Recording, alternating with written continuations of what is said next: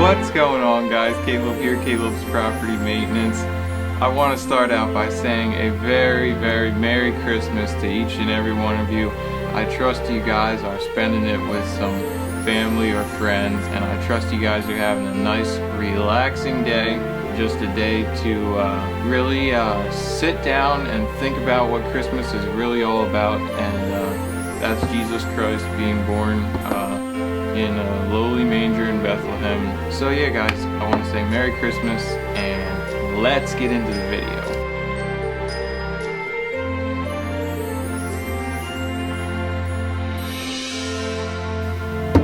This is what I got for Christmas, but I've actually been sitting on this for a couple months now, and so I want to do an unboxing video for you guys, and I want to actually share with you guys the story of this spreader. You are going to find this, I think, really, really fascinating. It is a little bit lengthy of a story, so guys, make sure you watch the whole video all the way to the end, and make sure you give it a big thumbs up. And if you're not subscribed, make sure you go down below and hit that subscribe button. Alright guys, without further ado, let's get into the video. Alright guys, so as you can see, I got the Solo 4-gallon backpack sprayer. I'm really looking forward to using this next year when I'm spraying. Like, for those of you guys that don't know, I spray everyone's cracks in their sidewalk. That way I don't have to weed whack them off every time the weed starts to grow back. You just spray it once, and it's got pre-emergent in the weed killer, and it's good for the entire season. So I have been using, I started out with a 1-gallon sprayer, and you can imagine I'd be refilling that quite a bit. And then I upgraded to a 2-gallon sprayer, and that works pretty well. It was a cheaper 2-gallon sprayer, so it works pretty good at first, and then the gasket on the lid started to give me troubles, and I kept having to tighten and tighten, and I was still losing a little bit of air when I would pump it up. So I decided to make the transition to this backpack sprayer made here by Solo, and it's also made in the USA, which is really nice. I definitely appreciate companies that do make products in the USA when possible. The reason why I went with the company Solo is because really solely I really didn't do much research.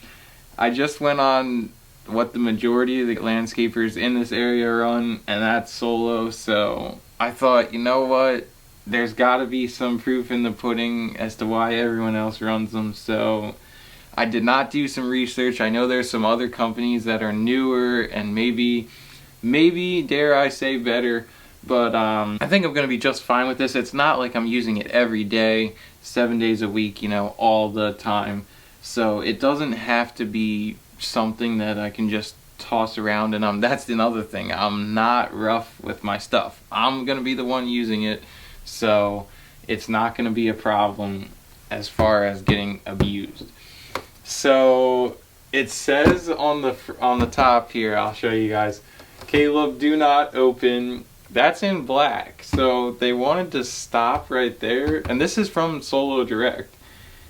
It seems like they stopped there, and then they wrote in blue pen until Christmas. Now you might be wondering, whoa, what is this about?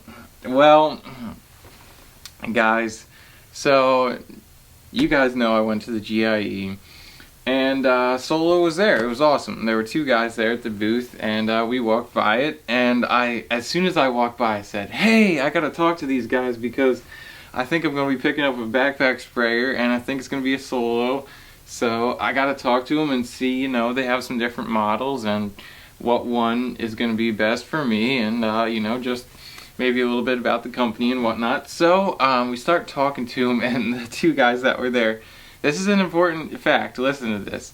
I don't know either of those 2 guys' names, and so we're talking and we're joking around, and a little side note, I had actually bought this exact sprayer from a local retailer just prior to going to the GIE, and I paid about $40 more for it than they were selling at the GIE.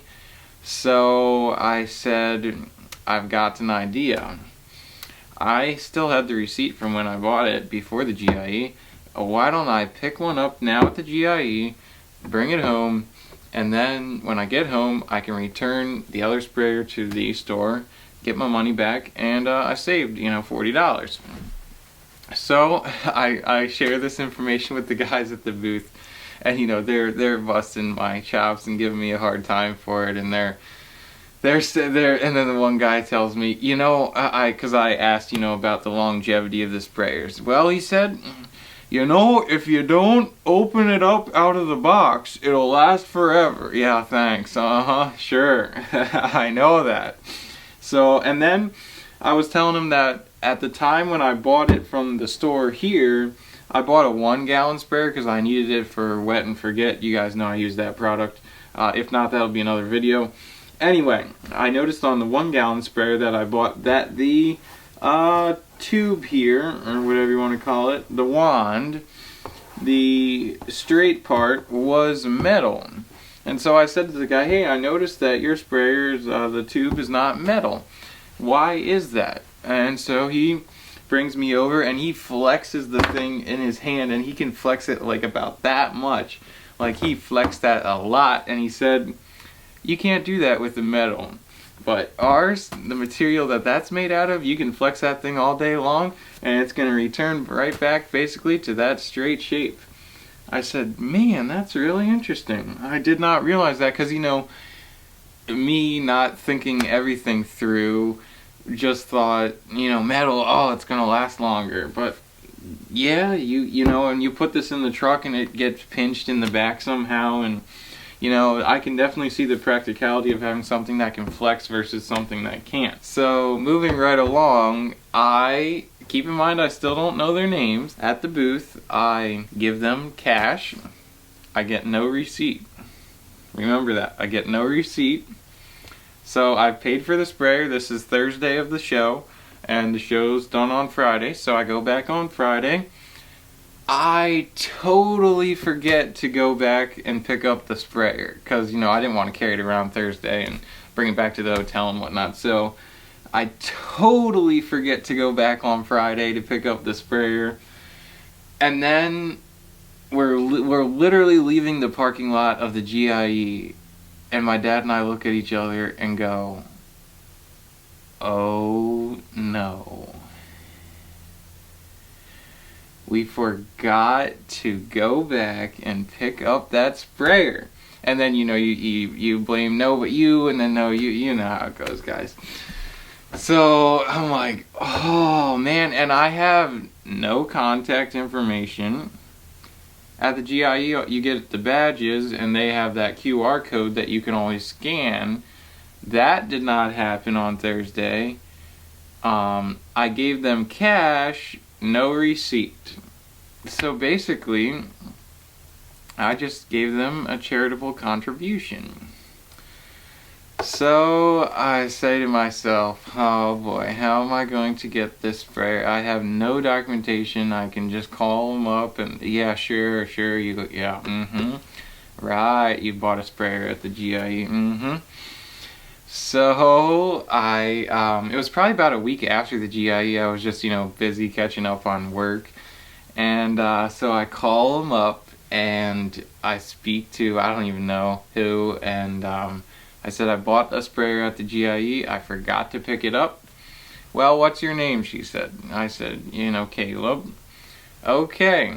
She said, I'll transfer you to a person that may be able to help you. Do you remember the names of the people? The names of the people that were at the booth? And I said, no, I don't. I do not know who they were. And she said, okay. I said, there were 2 guys. One was short, one was tall. Couldn't tell you. So she puts me on hold, and the short guy answers the phone. I said to myself, good, this is going to work out just fine. So he said, Caleb, we totally remember that you did not pick up the sprayer. The lady that you spoke to just a second ago came into my office and said, "We have someone on the phone that bought a sprayer at the GIE. Do you know what his name is?" And the guy said, "I think his name was Caleb." Yep, she said Caleb's on the phone. So I said, yes. That way, they could sort of confirm with themselves that I was not telling a story and it was actually me. So then he talks to me and he said, I said, "I'm so sorry to put you through this big old hassle." I said, "What's shipping gonna be? I don't have a problem paying for that." And now, I'm thinking to myself, great, I just saved $40. Well, there goes half of it right to shipping. And he said, "What? Hey, do you have a credit card handy?" And I'm like, just wait a second. And he's still joking around, but I don't. I'm not accustomed to joking. I'm very face to face here. This is serious business. And I said, just hold on a second. And then he's like, no, I'm only kidding you. We'll send that out to you, no problem. So I said, "Oh, really? Thanks so much. Can you put a business card in the box so that way I know who you guys are?" He said, "Sure." So that's why it says Caleb do not open, because we were joking around about the sprayer this exact sprayer that I got from the store that I didn't open. So anyway, long story. I know hopefully you guys enjoyed that one. Good Christmas good Christmas story. So alright guys, now let's get to opening this thing up. I want to see what this thing looks like. I mean, I can see it, but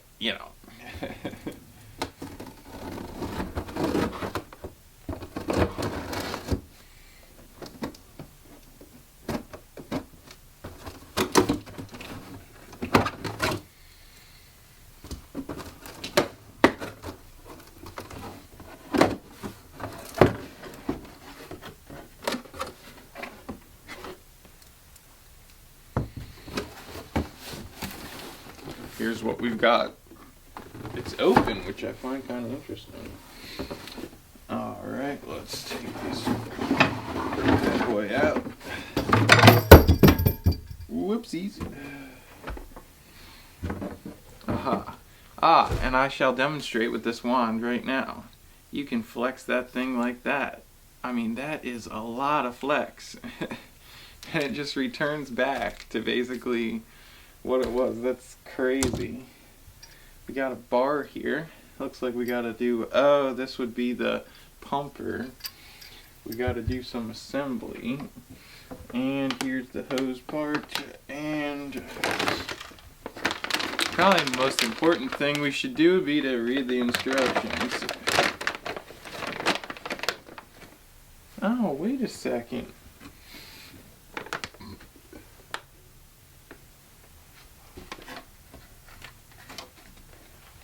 I don't see a business card.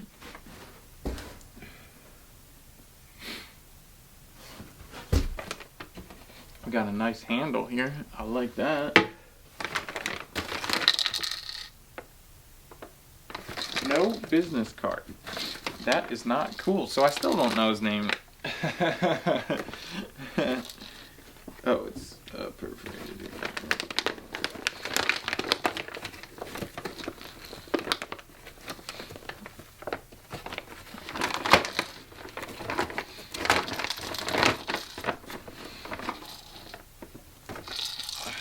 This is here we go. Got the warnings already. This is the lid. Warning: read all instructions before operating. Wear protective clothing. Avoid contact with chemicals. What is in here? The tips. The most important. The tips are in there. Yes. And this would be the strainer that goes right in there like so. Then the lid goes on.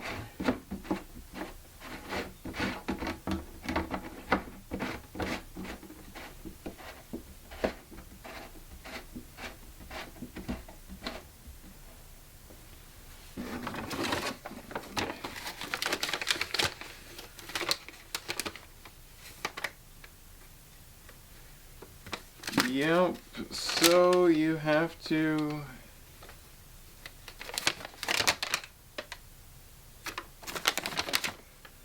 always read the instruction manual from backwards to forwards. Works best that way. Fold away. Okay, so there's a little bit of assembly required. I'm not going to bore you guys with that. Boy, these instructions are crinkled, man. But, well guys, 1 hour later. Finally figured this whole thing out. Don't rush to conclusions now. I did read the instructions. Before I say anything about this, I did read the instructions. I figured out how to put the wand onto the handle, no problem. Tighten her down, no big deal. Figured out how to put the strainer inside the top of the lid, no problem. Put the lid on, beautiful. I figured out the straps are already on. 2 issues. The end of the wand here comes apart. This is not the original tip that's on it, naturally. They put the brass tip adjustable. I want the fan tip on here. I'm pretty sure I'm gonna have to go out and spray some water and see to make sure. But anyway, I'm pretty sure I want the fan tip on. So I unscrew this piece, you know, like so. Take it off, and we'll pretend that the brass tip is on here. So there you guys can see it. So the brass is on, and you know, it can rotate around, no big deal. And inside there, the camera won't focus on it, but inside there is a little gasket with a strainer. So you got double filtration. You got a filter in the lid, and then you got a filter in here. Great, awesome. Well, you know, I push a little bit on the brass tip and nothing seems to happen, and I'm just like, how does this thing come apart? It should not be this hard. Well, truth be told, I look at the exploded diagram on the in the instructions, and it actually is that hard. And I mean, I pressed, like, I didn't want to break it, but I pressed pretty hard, and it did pop out of there. So guys, if you pick one of these up, just know you're gonna have to use some pressure. So just gotta screw it on like so, and that's back and good. I'll adjust that later. Problem number 2, and this is really probably the more important problem than that tip. Okay guys, as you can see, I have nut and bolted the handle onto the sprayer. Awesome, sweet. Well, okay, so this is all the pumping action required. That's totally lifting and causing the pump to go up and down as much as it can go. Awesome, perfect. But how do I want this to go all the way up for storage? How does that go? I mean, and I don't want to force it. That's the end of it. How do I get it up? Well, the instructions said some come with the adjustable handles and some don't. So I'm thinking, you gotta be kidding me. I got the one without the adjustable handle. No, I cannot. This sprayer is really useless, because when you want to store it, you can't have some handle sticking straight out like this. So that's no good. So guys, I'm going to show you a little trick here with this handle. You can see it sticking out like so.